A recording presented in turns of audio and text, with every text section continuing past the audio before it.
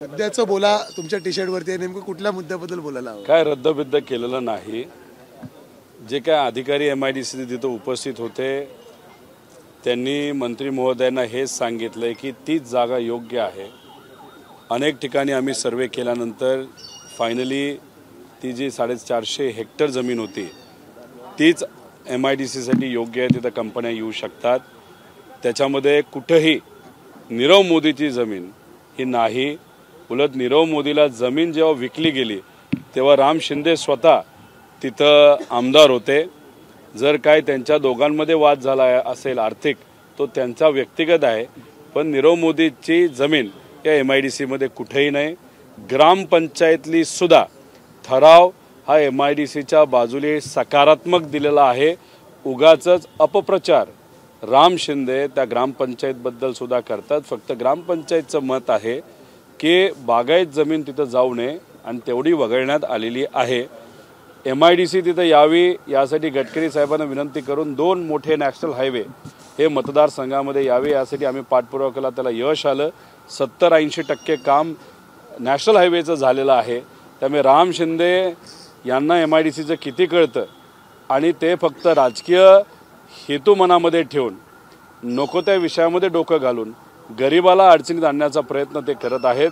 पण तरीसुद्धा MIDC ही माझ्या मतदारसंघात तिथंच होणार, अनेक कंपन्या तिथंच येणार आणि त्याच्याचबरोबर फक्त मतदारसंघातला हा विषय घेतला नाही तर त्याच्याबरोबर 800 किलोमीटर चालत असताना बऱ्याच युवांनी त्यांच्या पालकांनी आम्हाला विनंती केली की त्या तालुक्यामध्ये सुद्धा MIDC असावी आणि आमच्या युवा संघर्ष यात्रेमध्ये सुद्धा आम्ही हाच मुद्दा घेतलेला आहे की प्रत्येक तालुक्यात जिल्ह्यात मोठ्या MIDC आणि चांगल्या कंपन्या तिथे याव्या। राम शिंदेंनी काल लोकशाहीसोबत बोलताना असं सांगितलं होतं की सर्वेक्षणाची कागदपत्र सगळी त्यांच्याकडे आहेत, तुम्हाला खुलं आव्हानही केलेलं आहे की समोर या आणि चर्चा करा। बोलवा त्यांना, आपण कागदपत्र घेऊन बसूया, लागलं तर 3 वाजताची वेळ ठरवा, ते आल्यानंतर विचारा, मी सगळे कागद घेऊन येतो, ते कागद घेऊन येतील आणि जिथं बसायचं तिथं आपण बसू।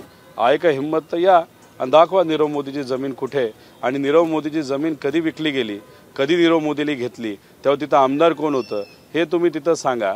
आणि खोटी खोटी नावं कोणाकोणाची त्यांनी तिथं घेतली, एका महिलेचं नाव त्यांनी घेतलं जे खऱ्या अर्थाने त्या महिलेवर अन्याय आहे, हे सगळे मुद्दे आपण चर्चेत आणून मग बघूया। काय म्हणजे ज्याला विजन नसतं असे लोक जर इथे येऊन MIDC दावत असतील तर आम्ही थोडं होऊन देणार आहे, आम्ही लढा लढणार, संघर्ष करणार। मुख्यमंत्री साहेबांना सुद्धा परवा पत्र दिलं आहे मी माझ्या MIDC बद्दल, राजकारण बाजूला ठेवा, राजकारण करत असल्यामुळे गरिबाचं नुकसान होतंय आणि हे मुद्दे त्यांनाही पटलेले आहेत। आम्ही मुख्यमंत्र्यांकडे जाऊ, आम्ही मंत्र्यांकडे परत एकदा जाऊ, मित्र असले तरी त्यांनी सही करून ती फाईल का बाहेर काढत नाही त्या सगळ्यांना आम्ही जाब विचारू। पण MIDC होणार म्हणजे होणार। मतदारसंघात 1.5 वर्ष घालवले आहेत, आत्ता कदाचित भूमिपूजन सुद्धा काही कंपन्यांचं झालं असतं मतदारसंघात आणि लोकांना तिथं नोकरी मिळाली असते, पण हे राजकीय द्वेषातून माझी MIDC आणि माझ्या मतदारसंघातल्या युवांना जो हक्क मला द्यायचा होता तो अडून ठेवलेला आहे। दुसरी जागा दिली तर त्या ठिकाणी MIDC विरोध करणार आहात का? 1000 एकराच्या पुढे MIDC असावी। तिथं दुसऱ्या काही जमिनी आम्ही बघितल्या होत्या त्याच्यामध्ये फॉरेस्टची अडचण येत होती आणि तिथं मग मर्यादितच कंपन्या येऊ शकतात, जसं की गोडाऊन। अरे गोडाऊनमध्ये किती लोकांना तुम्ही काम देऊ शकता? गोडाऊन जर करून तिथं कामच मिळणार नसेल तर मोठ्या फॅक्टऱ्या ज्या असतात ज्याला काही फॉरेस्टच्या मर्यादा पलीकडे जाऊन आपल्याला फॅक्टऱ्या बनवाव्या लागतात, तेच ठिकाण योग्य आहे।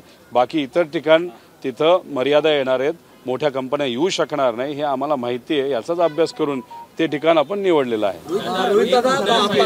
अधिवेशनामध्ये सुद्धा तुम्ही हा MIDCचं जॅकेट घालून आलेला होता, अनेक सह्या त्यावेळेला तुम्ही घेतल्या होत्या आणि हा मार्ग सुटेल असं सुद्धा सांगितलं होतं, परंतु आता हिवाळी अधिवेशनाला तर या प्रश्न सुटत नाही। आमचं नेहमी हेच मत असतं, लोकशाहीला जास्त ताकद आहे, लोकशक्तीला जास्त ताकद आहे।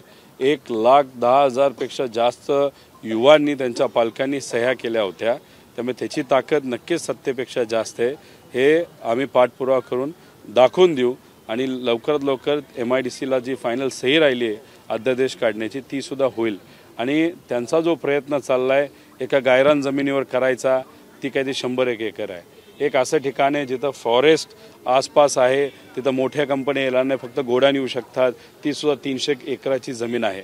आता 300 आणि 100 एकरात काय होत नसतं, मोठ्या कंपन्या आणि जास्त 20,000 लोकांना नोकरी द्यायची असेल तर 1000 एकराच्या पुढेच MIDC असणं फार महत्त्वाचं आहे आणि त्यासाठी आम्ही सर्वजण पाठपुरावा करतो. दादा, परवा तुमची युवा संघर्ष यात्रेचा समारोप झाला, त्यावेळी जो गोंधळ झाला, नागपुरातील सीताबर्डी पोलिसांनी आपल्या इथले शहराध्यक्षांसह 60 ते 62 लोकांवर गुन्हा दाखल केलेला आहे. गुन्हा दाखल केला असं मला वाटत नाही. त्यांनी शब्द दिला होता की आम्ही करणार नाही, तसं काय झालेलं नाही असं मला तरी कळालेलं आहे.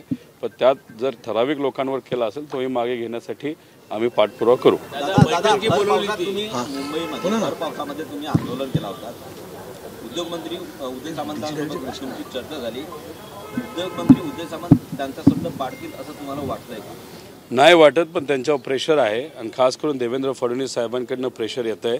काही झालं तरी MIDC कर्जतची करायची नाही आणि जे ठिकाण आम्ही निवडलं त्याचा फायदा जामखेडलाही होणार आहे आणि कर्जतलाही होणार आहे. त्यामुळे देवेंद्र फडणवीस साहेबांचं प्रेशर हे उदय सामंतांवर आहे. मुख्यमंत्र्यांना आम्ही विनंती केली आहे, मुख्यमंत्री हे पद मोठं का उपमुख्यमंत्री पद हे मोठं हे आत्ता या अधिवेशनामध्ये आपल्याला कळेल.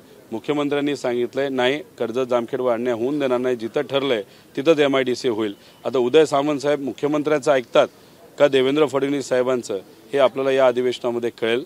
त्यामुळे बघूया, वाट बघूया काय होतंय.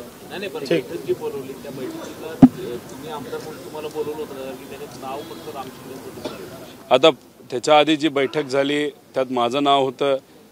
4 तास मी थांबलो तरीसुद्धा मला तिथं मंत्री भेटले नाहीत. यावेळेससुद्धा राम शिंदे साहेबांचं नाव त्या बैठकीत होतं. त्याने 5 तास थांबावे लागले. फक्त फोटो काढण्याची संधी दिली, चर्चा कुठलीही झाली नाही.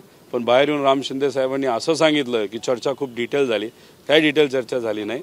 अधिकाऱ्यांचं मत होतं की तिथंच आपल्याला MIDC करावी लागेल, कारण का सगळ्या पद्धतीने आम्ही सर्वे केला, खर्च केलेला आहे आणि सरकारचा खर्च वाया जाणार नाही याची अशी भूमिका सगळे अधिकारी तर घेत आहेत. चला येऊ का? पुण्याच्या संदर्भामध्ये मर्डरचा व्हिज्युअल घेऊ दे ना. पोटनिवडणुकी आहे, पुण्याची पोटनिवडणुकी यावी अशा पद्धतीचं मुंबई हायकोर्टाने सांगितलं आहे. आता लोकसभा निवडणूक तोंडावर आहे. गिरीश बापट यांच्या निधनानंतर पोटनिवडणूक लावली जात होती. आता किमान कोर्टाच्या आदेशानंतर निवडणूक लागेल अशी अपेक्षा आहे. खरं तर 6 महिन्यातच पोटनिवडणूक लावावी लागते, पण या सरकारने तसं काही केलं नाही. इलेक्शन कमिशन हे जर खऱ्या अर्थाने स्वायत्त असतं तर त्यांनी लगेचच केंद्र सरकारला निर्देश दिले असते की तुम्ही तिथं इलेक्शन घ्या. पण इलेक्शन कमिशन कोणाच्या विचाराने कसं चालतं हे आज आपल्या सर्वांना माहिती आहे.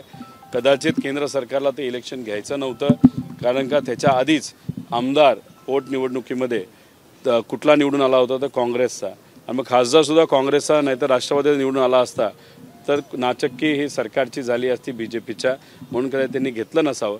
पण आता इलेक्शन काही महिन्यातच आलेलं आहे, त्यामुळे हे सरकार आणि इलेक्शन कमिशन कोर्टाला सांगून सुद्धा इलेक्शन घेईल असं आम्हाला तरी वाटत नाही.